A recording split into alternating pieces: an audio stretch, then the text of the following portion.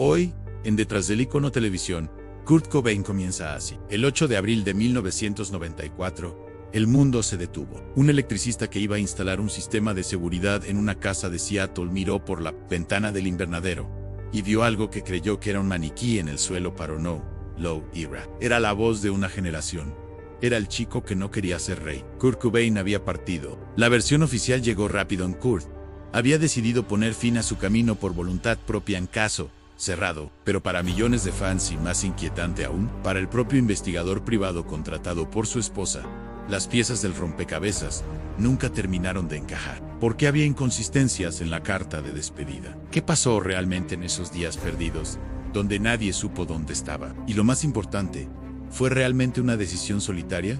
¿O hubo algo más en esa habitación? Hoy, en Detrás del Icono, reabrimos el expediente. No para juzgar, sino para entender. Esta es la historia del ascenso, la caída y el misterio eterno del ángel rubio del rock. Para entender el final, debemos entender el principio. Kurt no nació triste. Era un niño feliz y creativo en Aberdeen, un pueblo gris y maderero. Pero a los 9 años, la separación de sus padres rompió su mundo. En las paredes de su habitación escribió: odio a mamá, odio a papá, papá odia a mamá. Desde ese momento, Kurt se convirtió en un nómada, durmiendo en sofás de amigos, bajo puentes, llevando todas sus pertenencias en bolsas de basura. Esa inestabilidad formó su carácter, pero había algo más que lo torturaba, algo físico. Kurt sufría de un dolor estomacal crónico, severo y no diagnosticado. Él lo describía como si tuviera fuego en sus entrañas. Imagina tener que salir a cantar frente a miles de personas mientras sientes un dolor insoportable que te dobla por la mitad. Para lidiar con esto, Kurt comenzó a automedicarse. Buscó alivio en sustancias fuertes, no por diversión, sino para apagar el dolor físico y, de paso, el ruido mental. Cuando Nirvana explotó con Nevermind, Kurt pasó de ser un desconocido a ser la cara más famosa del planeta en cuestión de semanas. Él odiaba la fama. Sentía que la gente no escuchaba su música solo. El ruido se sentía un fraude. Y esa presión, sumada a su condición física, creó una bomba de tiempo. En medio de este huracán, apareció ella, Courtney Love. La prensa los bautizó como los Sid y Nan Sid de los 90. Era una relación intensa, apasionada, pero extremadamente volátil. Ambos luchaban contra sus propios demonios y dependencia. La prensa los perseguía sin piedad, cuestionando su capacidad para ser padres. Incluso llegaron a perder temporalmente la custodia de su hija recién nacida, Frances Bean, lo cual devastó a Kurt. La primera señal de alarma real ocurrió en Roma, apenas un mes antes del desenlace final. Kurt fue encontrado inconsciente en su habitación de hotel. La versión oficial dijo que fue un accidente con champán y medicamentos, pero años después, Courtney sugirió que aquello fue un primer intento de Kurt por irse. Él sentía que ya no podía más. Sin embargo, sobrevivió. Regresó a Estados Unidos, pero el Kurt que volvió de Roma ya no era el mismo.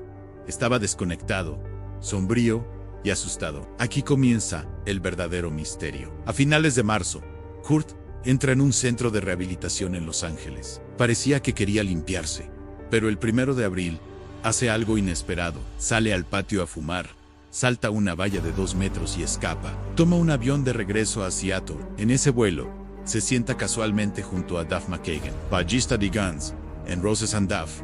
Contaría después que sintió que algo andaba mal. Una vibra de despedida. Durante los siguientes días, Kurt fue un fantasma en su propia ciudad. Su familia no sabía dónde estaba. Su esposa contrató a un investigador privado, Tom Grant, para encontrarlo. Hubo avistamientos extraños. Fue visto en un parque, con un abrigo grueso, a pesar de que no hacía tanto frío. Fue visto comprando cartuchos para una herramienta de caza, pero nadie lo detuvo.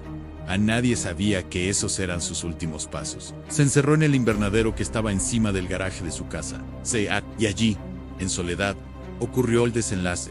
Cuando se cerró el caso, muchos aceptaron la verdad oficial. Pero Tom Grant, el investigador contratado por Courtney, dijo un momento. Grant planteó dudas que hasta hoy resuenan en Internet. Primero, la cantidad de sustancias químicas halladas en el sistema de Kurt era tan masiva que, según expertos forenses, habría sido imposible que él pudiera levantar el objeto con el que se quitó la vida, y mucho menos apretar el gatillo.